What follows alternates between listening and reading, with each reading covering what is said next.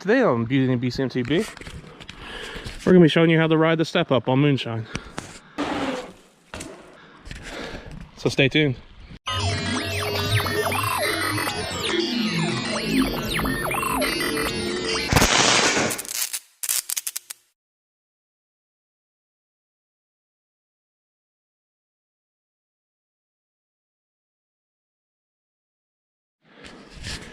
So like I said, today we're going to be showing you all how to do the step down, step up on Moonshine. And more of a drop than a step down. But I know for a lot of people this can be intimidating. It was intimidating for me. It took me forever to ride it.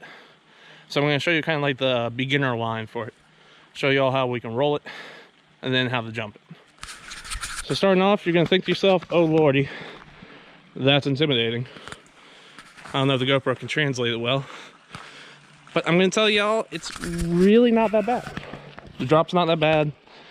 If you know where to go, you'll be fine. And we're going to show you how. So, let's get started. So I was telling Elise, the entry into the step up is actually not that bad. And if you hang to the right on the step down, you can see where it gets a lot less steep in your landing. So if you hang to the right or left in the video, it'll be a lot less jarring, a lot less of a drop. So you can just roll into it. If you're more advanced, hang to the left, there's a better drop. And if you come up here, there's actually a rock if you're really good.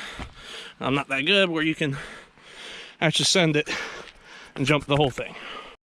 All right. So we've talked about the jump, so we're going to talk about the actual ramp itself. As you can see here, you come from the steep. You're going to be carrying a lot of speed. Don't panic. It's okay. And you're going to be coming up off this really, really smooth transition kind of kicker.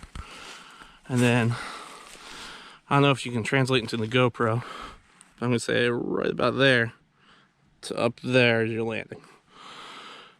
It's about, well, I couldn't give you an accurate measurement.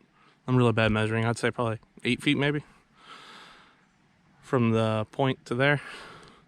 But it's a very smooth transition. As you can see, it's very rollable. If you carry your speed, you're going to be able to jump it very easily. It's a very easy jump. It's a very good beginner jump, believe it or not. It's kind of the jump I learned how to jump on and get used to being in the air.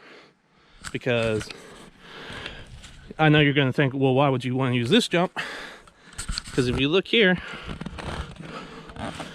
it kind of catches you. When you're up at the top, it's going to catch you. It's going to be flat. So you get the sensation going up in the air. And while you're going up, it's great. And then you don't have to worry about the coming down so much. So you don't get that full sensation like that. It's more of an up and stop, which makes it kind of safer in my opinion, because you don't have all that force. If you fall, like I've seen tons of people fall, no one hopefully was seriously hurt. It just doesn't translate to as bad of a time. And also, I guess it's kind of, I guess it has to do with physics. I'm not good at physics. Someone explain it in the comments. But you're going to learn a step up is a pretty good way to learn. Also, you have a pretty wide landing area. And it goes up into here. You can see the tracks. It's not bad. It's very forgivable. Very rollable. Very caseable.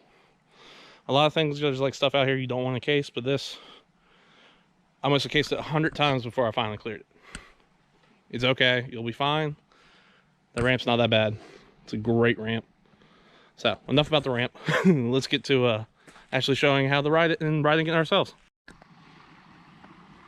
Okay, so we've talked about how this lip is actually much easier on the right side than it is on the left side.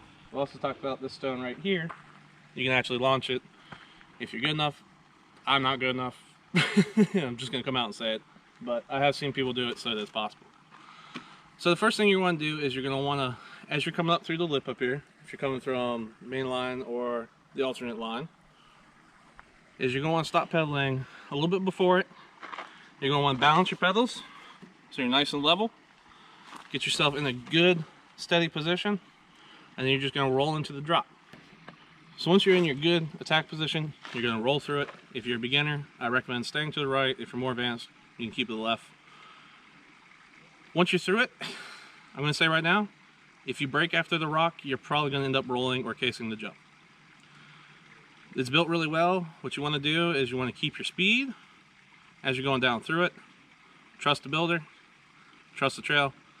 And if you keep your speed, lay off the brakes. I know it's going to be really hard to do because I did it the first million times. I was really tense. I'd be like, oh no, gotta slow down. Just trust that speed. It's going to be fast, but it is going to carry you and it's going to give you enough speed to jump that thing and clear it completely. So now I should mention, if you're uncomfortable just rolling into it from the trail up there, and you want to take a stop, look at it, and then go. If you're trying to jump it, I always come to about this point right here. I feel like it gives you enough time to set up your feet, get planted, and roll into it, and you will get just enough speed if you put in a pedal crank or two to be able to jump it.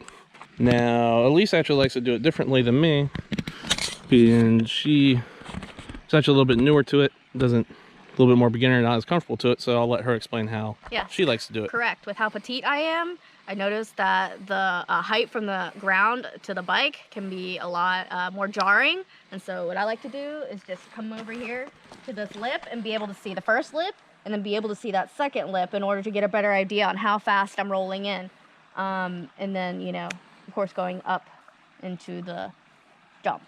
And would you say that makes you less anxious going into the jump? Yes, correct. Less anxious because the second lip is not such a surprise if you're closer. Okay. And it just kind of makes you feel more at ease and you know what you're getting into since you haven't done it a million times, right? Correct, yes. Yeah. So either way will work for you.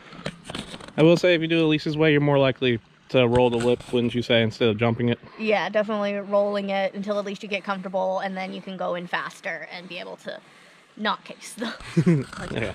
Or you might case it, but that's okay because we're learning. So if that helps you start a little bit, just make sure you can get your feet planted, and then, you know, try to move it back maybe a foot each time. But yeah, without further ado, let's get into riding this bad boy. All right, guys, so we're going to start from back here.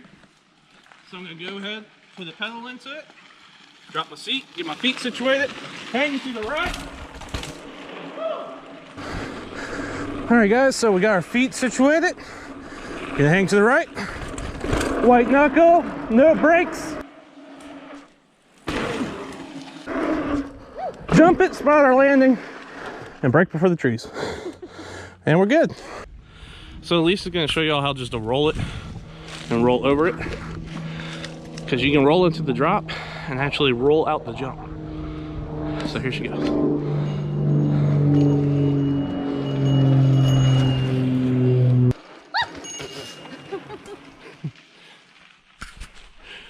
And that's how you roll it.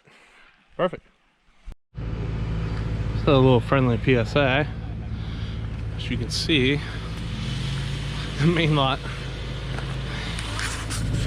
is fairly empty on a day where the trails were packed. So, a little PSA, come to the main lot. It's very nice. So, did y'all know the main lot have vending machines with ice cold Powerade?